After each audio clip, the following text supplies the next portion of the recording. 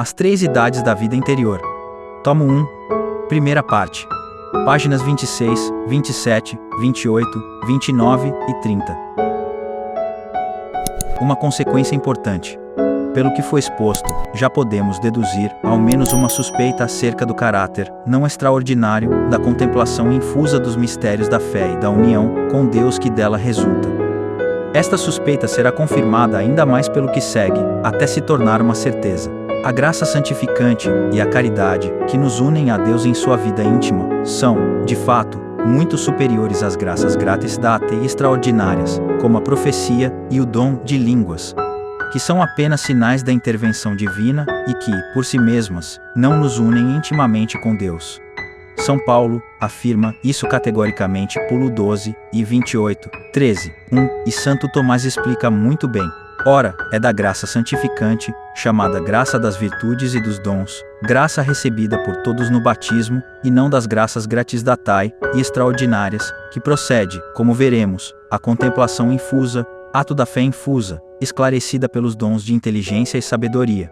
Nesse ponto, os teólogos em geral estão de acordo. Temos, portanto, desde agora, uma presunção muito bem fundamentada de que a contemplação infusa e a união com Deus, que a ela segue, não são em si mesmas extraordinárias, como a profecia ou o dom de línguas. E, não sendo em si extraordinárias, não é evidente que se encontram dentro do caminho normal da santidade? Há uma segunda razão, ainda mais convincente, que se desprende do que acabamos de expor. A graça santificante, sendo por sua própria natureza ordenada à vida eterna, está igualmente direcionada, e de maneira normal, à disposição próxima perfeita para receber imediatamente a luz da glória. Ora, essa disposição próxima é a caridade perfeita, acompanhada do vivo desejo da visão beatífica, um desejo que, normalmente, só se encontra na união com Deus, que segue a contemplação infusa dos mistérios da salvação. Dito isso, a contemplação não é, por si mesma, extraordinária, como a profecia, mas é algo eminente, que, pelo que estamos dizendo, parece indubitavelmente dentro do caminho normal da santidade, embora seja relativamente rara, como a elevada perfeição. É igualmente necessário acrescentar que o ardente desejo da visão beatífica só se encontra, em toda a sua perfeição, na união transformante, ou na união mística superior, a qual, por conseguinte, não parece estar fora do caminho normal da santidade. Para compreender bem o sentido e o alcance desta razão, notemos que, se há algum bem que o cristão deve desejar ardentemente, esse bem é o próprio Deus, contemplado face a face e amado acima de todas as coisas, descartada a possibilidade de pecar. É evidente que deve existir uma proporção entre a intensidade do desejo e o valor do objeto desejado. E, neste caso, esse valor é infinito. Devemos todos ser peregrinos do absoluto, enquanto peregrinamos nesta vida, afastados do Senhor, e Coríntios 5, 6. Finalmente, como a graça santificante é por natureza ordenada à vida eterna, também está direcionada a uma disposição próxima de receber a luz da glória após a morte, sem passar pelo purgatório. Pois o purgatório é uma pena que pressupõe uma transgressão que poderia ter sido evitada e uma satisfação imperfeita que poderia ter sido completa se tivéssemos aceitado de bom grado as tribulações da vida presente. É certo, de fato, que ninguém será castigado com o purgatório, exceto por faltas que poderiam ter sido evitadas, ou por negligência em reparar as cometidas. Normalmente, deveríamos passar pelo purgatório nesta vida, fazendo méritos, crescendo na caridade, em vez de fazê-lo na outra vida, onde já não há ocasião de merecer. Pois bem, a disposição próxima para receber a luz da glória imediatamente após a morte requer uma verdadeira purificação, semelhante àquela que se encontra nas almas que estão prestes a sair do purgatório, com um grande desejo pela visão beatífica. Esse desejo ardente geralmente não existe nesta vida, a não ser naquela união com Deus que nasce da contemplação infusa dos mistérios da salvação. Essa contemplação, em vez de ser uma graça extraordinária, parece ser uma graça eminente no caminho normal da santidade. O desejo ardente por Deus, o soberano bem, que é a disposição próxima para a visão beatífica, foi admiravelmente expresso por São Paulo. Ainda que o nosso homem exterior se corrompa, o nosso homem interior se renova de dia em dia. Pois gememos nesta morada, com o ardente desejo que temos de ser revestidos com a nossa morada celestial. E é o próprio Deus quem nos criou para ela, e quem nos fez a doação das arras do Espírito.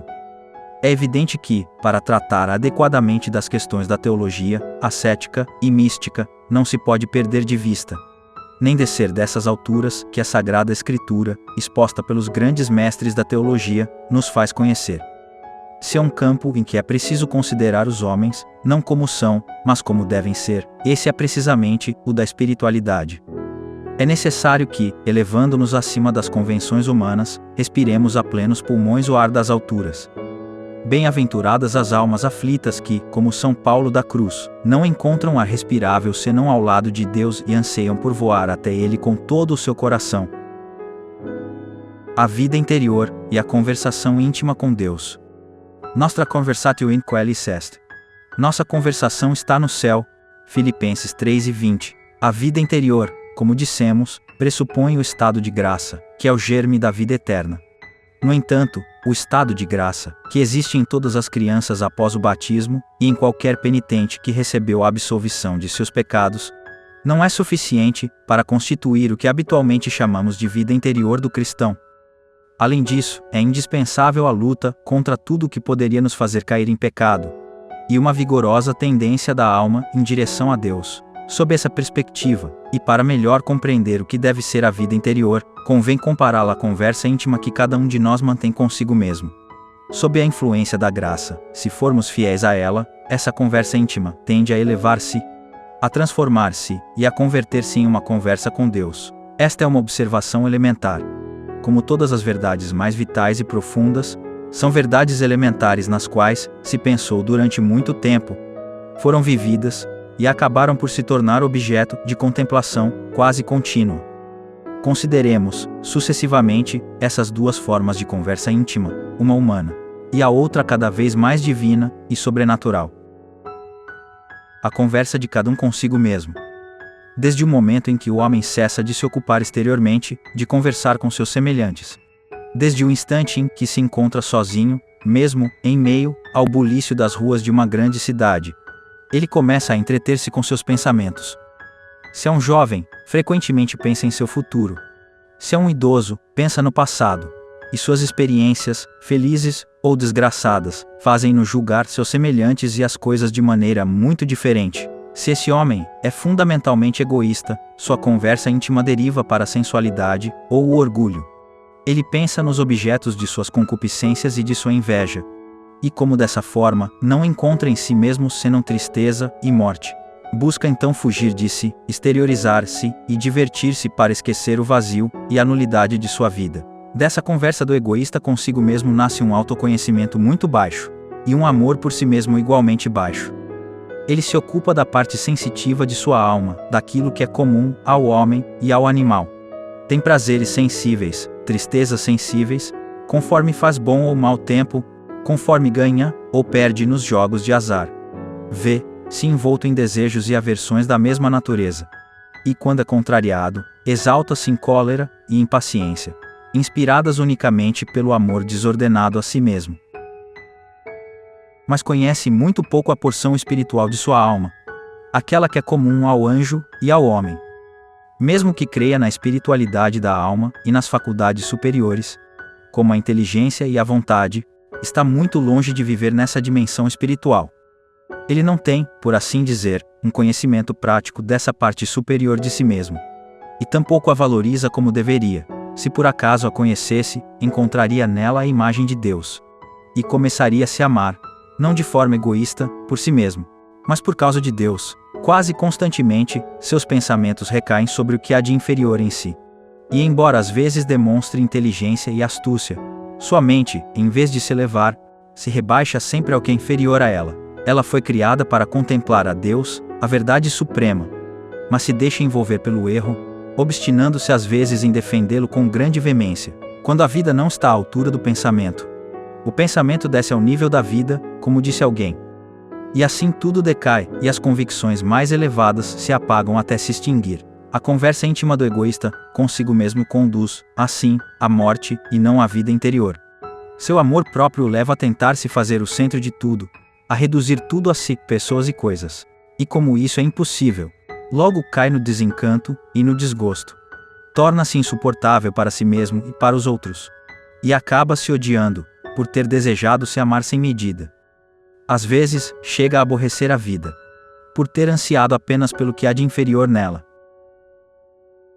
Se, mesmo não estando em estado de graça, o homem começa a buscar o bem, sua reflexão interna já se torna totalmente diferente. Pensa, por exemplo, em quais coisas são necessárias para viver honestamente e para que os seus também vivam assim. Por isso, sente preocupações profundas, compreende sua fraqueza e a necessidade de colocar sua confiança, não em si mesmo, mas em Deus. Esse homem, ainda em pecado mortal, pode manter a fé cristã e a esperança, que permanecem em nós mesmos após a perda da caridade, desde que o pecado cometido não seja de incredulidade, presunção ou desespero. Em tal caso, a reflexão íntima que esse homem faz consigo mesmo é, às vezes, iluminada pela luz sobrenatural da fé. Ele medita ocasionalmente sobre a vida eterna e aspira a ela, ainda que com um desejo fraco. E, em certos momentos, é levado por uma inspiração especial a entrar em uma igreja para orar. Se esse homem, por fim, sente ao menos a contrição por seus pecados e recebe a absolvição, ele retorna ao estado de graça e à caridade, ao amor de Deus e do próximo. Muito em breve, na solidão de seus pensamentos, sua reflexão interna muda. Ele começa a se amar santamente, não por si mesmo, mas por Deus, e da mesma forma a amar os seus, compreendendo que deve perdoar seus inimigos, e até amá-los, desejando-lhes a vida eterna como deseja para si. No entanto, ocorre muitas vezes que essa reflexão íntima do homem em estado de graça persiste em seu egoísmo, em seu amor próprio, na sensualidade e no orgulho. Essas faltas não são mortais, mas veniais, contudo, se repetidas, podem incliná-lo a cair em pecado mortal, ou seja, a retornar à morte espiritual.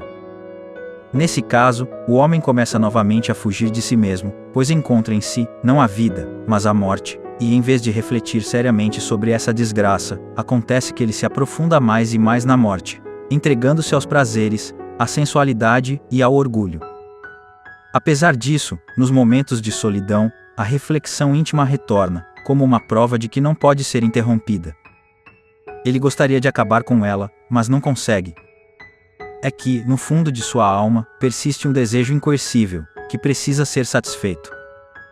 Mas esse desejo e essa ânsia só podem ser preenchidos por Deus, e será necessário que ele entre plenamente no caminho que conduz a ele.